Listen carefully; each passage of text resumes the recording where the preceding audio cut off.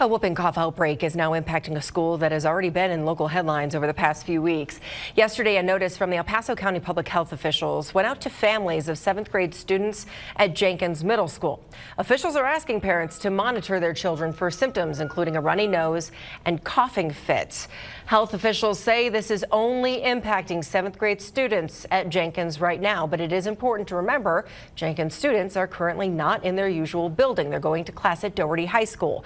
That's because of structural concerns at Jenkins, including cracks in the walls. Health officials have not said anything about whooping cough spreading to any other grade levels at this time.